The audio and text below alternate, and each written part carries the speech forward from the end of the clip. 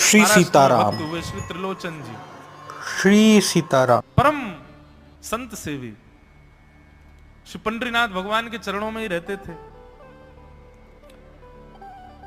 पति पत्नी दोनों निवास करते थे, उनके कोई संतान नहीं थी, तो इसलिए उन्होंने जीवन भर क्या नियम अपनाया कि जो भी धन आदि उनके पास था, जो भी वैभव था, उन्होंने वो पंढरपुर आने वाले वैष्णवों की सेवा में खर्च करने का उसका मन बनाया कि यहां इतने दर्शनार्थी आते हैं, सबका भोजन प्रसादी सामग्री हमारे घर में बना करेगी। तो श्री त्रिलोचन जी पंढरपुर आने वाले दर्शनार्थियों को घर बुलाकर के प्रेम से भोजन पवाते थे, और जितने भी दर्शनार्थी दर्शन करके पंढरपुर से जाते थे वो अन्य संतों को कह देते, बोले कहां जा रहे हो? बोले पंढरपुर जा रहे हैं।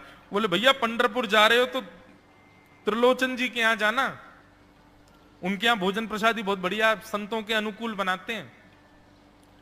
बड़ी ख्याति हो गई महाराज जी, अब तो जितनी भीड़ पंढरपुर विठल मंदिर में उतनी भीड़ त्रिलोचन जी के घर के बाहर संतों की, दर्शनार्थियों की, सब प्रसाद पाने के लिए जाते।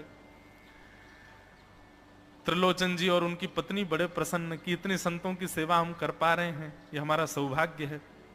धीरे धीरे दोनों वृद्ध अवस्था को प्राप्त हो गए। दोनों वृद्ध हो गए तो अब इतनी सामग्री बना नहीं पाते, कोई सेवक नहीं था, स्वयं बनाते थे पति पत्नी मिलकर के। अब तो ऐसा हो जाता, कभी कभी दाल लग जाती, जल जाती, रोटियां सेकते तो रोटियां जल जाती।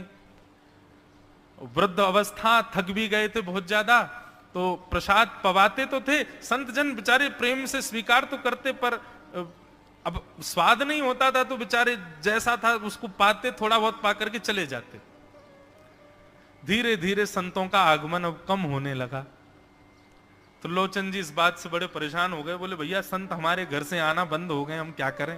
तो श्री त्रिलोचन जी महाराज ने बाहर एक बड़ा सा कुछ होर्डिंग जैसा लगा दिया, उस पर लिख दिया कि अंदर कोई संत सेवा आदि के लिए एक सेवक की आवश्यकता है, अगर किसी के अंदर सेवा भाव हो तो वो आकर के भीतर संपर्क करे।